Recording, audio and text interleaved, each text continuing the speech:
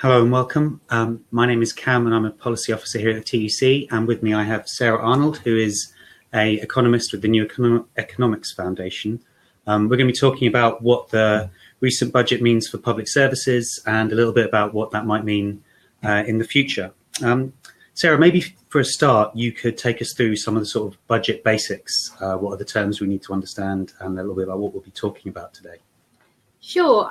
So we'll be talking a lot today about government spending, and there's lots of different types of government spending. So kind of the overall amount that the government spends per year is known as totally managed expenditure. And that can be further broken down into two different types of spending. One is spending on departmental budgets, and that's sometimes expenditure limits, or you might have heard of it as DEL. Yep. And the other type is money spending on areas outside of departmental controls. So that's money that can't be easily planned for, things like welfare spending and kind of benefits and transfers like that. We can further break down kind of spending in a different way to think about it in terms of day-to-day or resource spending, as opposed to capital or kind of investment spending as well. So the reason why we're talking about all this today is obviously the context of the budget that we've just had. And that was particularly focusing on kind of some of the more departmental budgets and the planned spend, because that's obviously what the government can plan for rather than what it can't plan for. Sure. So what sort of figures are we talking about here? What's the sort of overall budget amount, and then how much do we have to play with if we're focusing on resource departmental spending? Sure. Okay. So looking at kind of this year, what's spent on what? Total managed expenditure is approximately £800 billion. Right. Okay. So we're talking like large sums of money here. Yeah. Obviously. So that's about 38% of GDP, though. So that right. Large amount of money. And then in terms of how it's broken down between the kind of the planned spend and the annually managed expenditure, or the unplanned spend. Unplanned spend is about 440 billion this year, which leaves about 370 billion pounds for departmental spending. Now that 370 can be further broken down into the money that's spent on a day-to-day basis. That's the majority of the money. So that's 320 billion pounds per year, approximately. And then that leaves about 50 billion on kind of capital expenditure. That's things like building hospitals rather than kind of the salaries of the staff within them. Yeah, I see. And just on a technical point, when you say 800 billion, that's a billion in the American sense of 1,000 million rather than a million. Right? Yes. Right. Okay. Good. Just for scale, I suppose. Exactly. So is there anything sort of notable about this year's budget, or that marks it out as different from, say, from last year's or from previous budgets?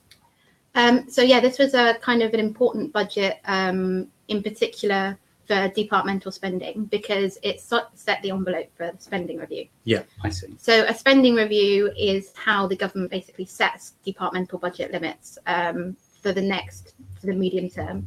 So this spending review is likely to look over the next 3-4 years. And in this budget, it was announced how much departments in totality would have. And then they will then need to spend the next year or so debating between departments how much they each get. Right, I see. So this budget was important from the perspective of setting the direction for the spending review. It kind of sets everything in place. It's also a particularly interesting budget because we've had 10 years of austerity, arguably one of the most harmful policy choices that has been made in this kind of generation, which we know has massively suppressed GDP and has had all sorts of implications for people's living standards. But this budget, the government had announced that it was going to end austerity. Yeah. So there was a particularly interesting angle to look at from that point of view. And finally, I guess an interesting thing about this budget is the context of Brexit. So a lot of what was said in the budget has been completely Brexit dependent. Right. The Chancellor repeatedly announced that if we get a good deal, this is what will happen. So I think this budget is also interesting in that quite possibly everything that was said in it might be reversed in 6 months' time. Right, I see. Yeah, that's a useful corrective, I guess. So what were the big ticket items? What were the big giveaways from the budget? Okay, so going into the budget, I think that the two main giveaways were, one, we already knew that the government had announced there was going to be £20.5 billion additional money for the NHS, but they didn't back down on that. So that was all going to be new money, and that promise has basically been kept.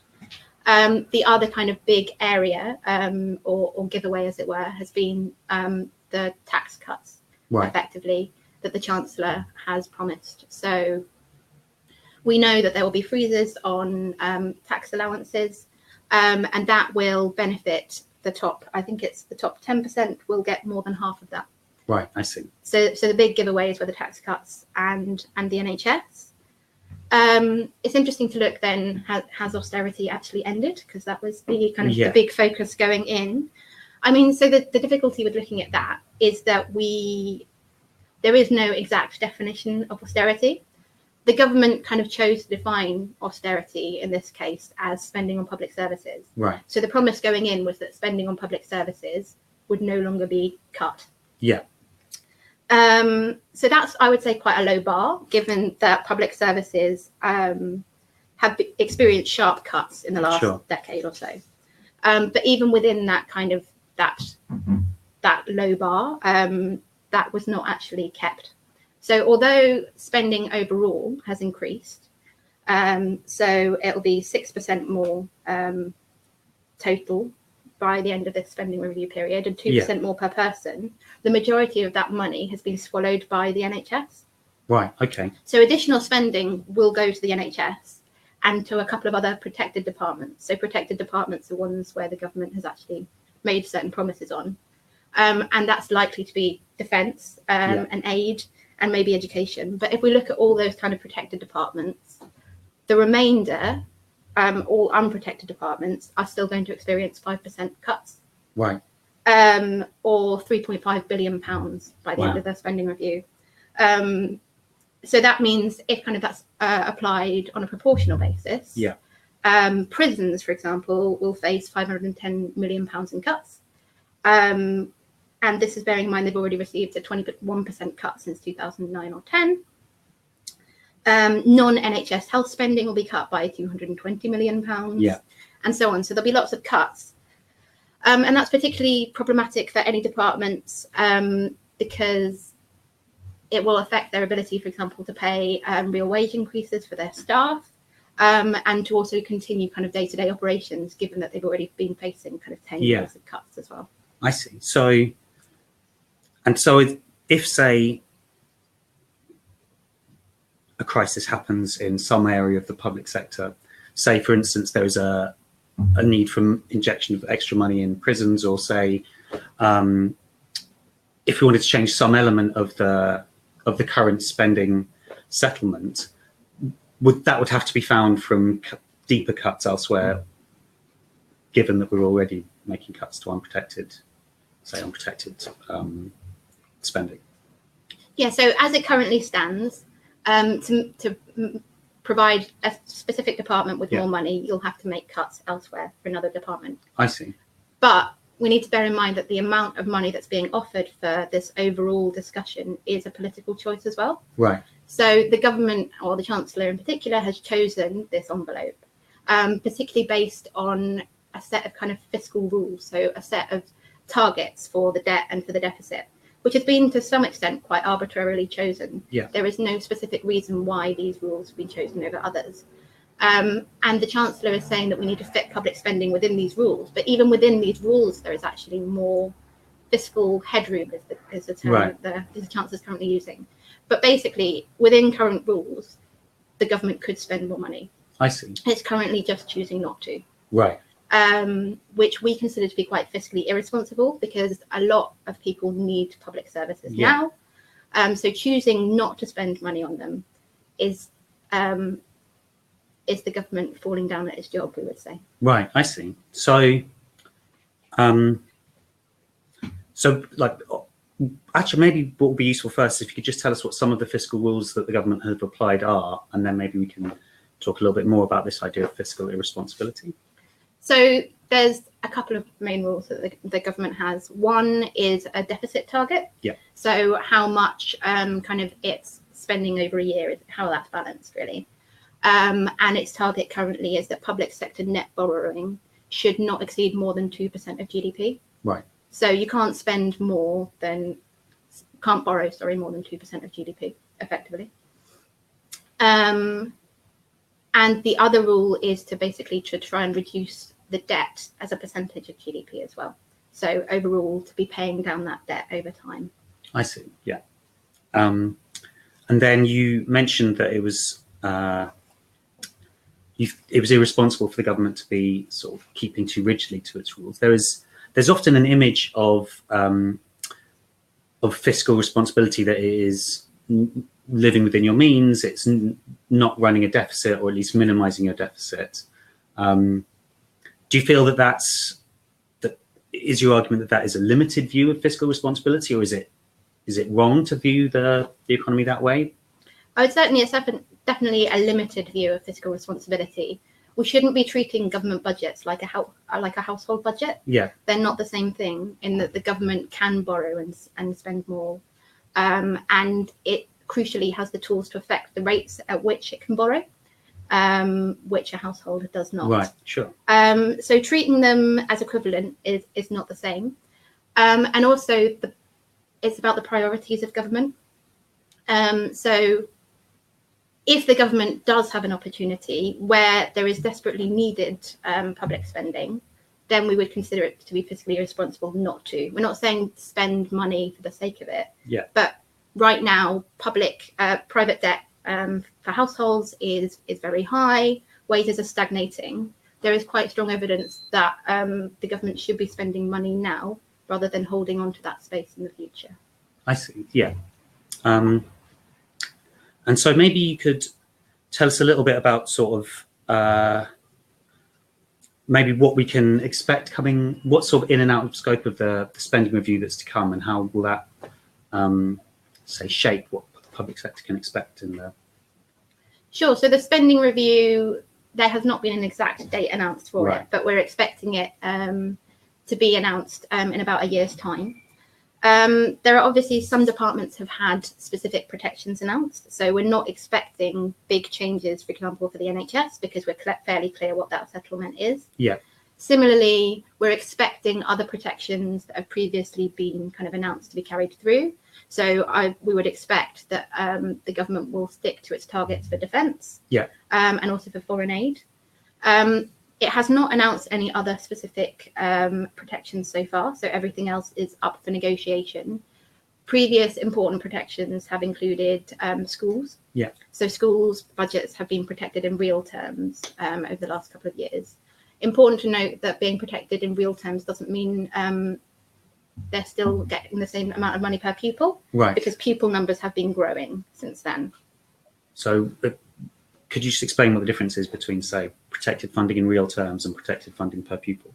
Sure. So if you protect funding in real terms, you give the department effectively the same amount of money each year, right, to spend, taking into account inflation. Sure. But that doesn't take into account the change in demand. So particularly for schools, for example, we know there'll be growing numbers of pupils over the next few years. So if you actually gave schools the same amount of money, in terms of how much they would have to spend per pupil, that would go down. Right, I see.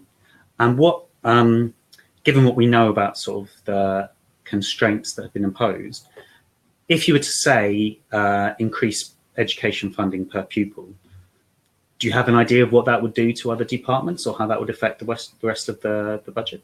Yeah, so we've actually built a departmental spending model that allows us to model how convenient. Thanks to some funding from TUC. And that has allowed us to model trade-offs between different departments. So that was how I was able to know earlier when I said there'd be 5% cuts to unprotected departments, right, with kind of current expectations.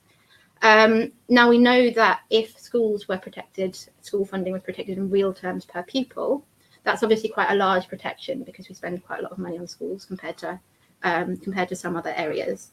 And that will then lead to other departments facing cuts of 9% in real terms overall over the spending review. So it's quite a lot. Yeah. just making adjustments to some departments can have significant impacts of other departments, which means, I mean, the main point I'd like to make about that is that we shouldn't view certain departments in isolation. Right. Because different departments obviously have effects on each other. So the reason why the NHS is really struggling right now, and when we're needing to put a lot of money into it, is I consider it effectively the canary in the coal mine. I see. So it's having to deal with a lot of demand being created because other departmental spending is not catching people where they should be being cared for elsewhere. Particularly, for example, cuts in social care has led to kind of people blocking beds, for example. Sure. Okay. So it's the sort of the service of last resort. Basically, yeah. So that kind of highlights the importance of thinking about what departments it's important to spend on because of the effects on other departments. But also that kind of spending, I guess, should be particularly focused on those which improve living standards and that which really matter to people right now. So perhaps one example of that is, for instance, local government spending has been suffered some of the most severe cuts in recent years. So do you think maybe the sort of increased pressures we're seeing elsewhere is a result of cuts, for instance? So support for youth centres, support for sort of care for the elderly. Are we seeing impacts in other services that are a result of that kind of? Yeah, exactly. So the central government grants to local authorities have been cut by about 50% over the last decade, which has had huge knock-on impacts, really. And that's part of the reason we're seeing some of this stuff. I guess one of the interesting things about this budget actually was that there wasn't a huge amount announced for local government. Right. There were some changes to do with business rates that might support the high street, and there was quite a lot made of lifting the cap on borrowing for building homes. Yeah. But none of that will really deal with the day-to-day struggle that local authorities are currently facing and that we're seeing impacts on elsewhere. I see. I guess I should have said to begin with, and I was specifically briefed to do so and failed, that there are two ways you can get in touch. You can post comments or you can also post questions. And we have a question here, which maybe I'll take now. And if anyone wants to chime in and ask any more, then feel free to do so. So Alice has asked, what are the options for a change in direction after the budget? You said it sort of set the envelope, but how fixed is it? So in general, in previous budget years, I would have said it was pretty fixed. Right. But the Chancellor has made lots of noise about potentially Brexit having a huge impact on growth and a huge impact on people's lives, and that things might need to be reviewed basically in the spring. At that point, everything could there's lots of moving parts here. Everything could be up to play for again. But he has been making some noise and talking potentially about if the issue is to reduce debt as a proportion of GDP, which has been a big focus for this government. You've got two ways of doing that. You can either continue to reduce spending, so you're not continuing to contribute to the debt, or you could increase economic growth, because the more growth there is, GDP will grow, so you could maintain the same levels of debt and the debt to GDP ratio would fall. So one way for a bit of a change of direction is to focus instead on growth rather than focusing on cutting spending. And I think one thing that gets left out of the growth debate quite a lot is the contribution that public services and public spending can make to growth. So we know that there's a lot of support for investing in all sorts of different infrastructure as a way of improving growth. But public services represent quite a lot of strong social infrastructure that can also improve living standards and growth. And so we can view potentially public spending as a way forwards for the government. I see. So when you say sort of talk about public services as social infrastructure or as a way of supporting growth, is it that they are a sort of what I guess you might call a supply side benefit? So they make people healthier or they make them better educated and that drives growth? Or is it that there is something about the money that goes into public services itself that has an impact on growth? I would argue it's both. Right. So there's the supply side argument, this idea that you can invest in what's sometimes called human capital. So it's not just kind of your infrastructure capital. You need to invest in health and education. But then there's also the idea that government spending has a multiplier. So if the government spends money, particularly when demand is quite low, and if we say the economy is quite demand deficient, so people aren't spending as much as the economy can handle. And there are signs that we are in that kind of situation, in that there's been weak wage growth recently, weak productivity growth, and so on. In that case, there's quite a strong argument that government spending can introduce multipliers through the economy. So if the government spends more, more people will then be able to be employed, which will then allow them to spend more in the economy, and there will kind of be this multiplier effect. I see. Do you think there's are there indications that might be? I mean, so for instance, for the past 8 years, there was a very clear theme from the government of living within our means, and there was it didn't seem like there was much credence placed on a multiplier or on a growth impact effect from government spending. Do you think that's a change that's changing now, or do you think there's still there's still the sort of austerity dogma is still present? Well, I think certainly the government has acknowledged that this past decade and the austerity dogma that we've been following has not been a politically popular choice. Right. So I think there is room to go in a different direction going forwards. Yes. Whether this government will choose to take that, we don't know. Yeah, sure. Watch this space, I suppose. Well, we have no more questions. So unless anyone wants to chip in the last couple of minutes, I guess my last question for Sarah is, do you think there is, if you had to say you were Philip Hammond and you had to say you've got 15 billion of fiscal headroom, what would be your choice for where you would spend that? Or do you think you need to keep it for, say, he's talking about using it for defense if there's another crash, or, what would be your priorities for spending the fiscal space that he has? I mean, I would argue that although we're saying that within these government rules that there is this fiscal space, there's potentially lots more, even within kind of some of Labour's rules, which are less about balancing overall spending and just day-to-day spending. There'd be much more options. There'd be about £30 billion in fiscal headroom there. So I just wanted to make that point, because we kind of get lost in these arguments about, is it 15 or is it 20 billion? Sure. But I think the key areas where obviously public services desperately need more funding is local government, and particularly care. Going forwards, we know that's something that will take up more and more demand, and it's kind of being left by the wayside. Although there were small amounts of additional funding announced in this budget, it wasn't enough for care. And by investing in care, we'll be able to kind of improve the living standards we need. The other area, I think, of spend that's important is spending to support the green transition. So we know from recent reports that climate change will have a devastating impact. And so in order to kind of mitigate that, we need to move quickly. And we think that the government should use as much of its balance sheet as possible to support that transition as quickly as possible, but also supporting people through that transition. So if new jobs are created in a certain area that people don't have the skills for, then the government should spend money to retrain people and to support people through that transition as well. I see. Well, thank you, Sarah. That's been really, really interesting and really useful. I think we've got one more question. In the wake of the budget, what arguments should unions be making now to end austerity? That's from Catherine.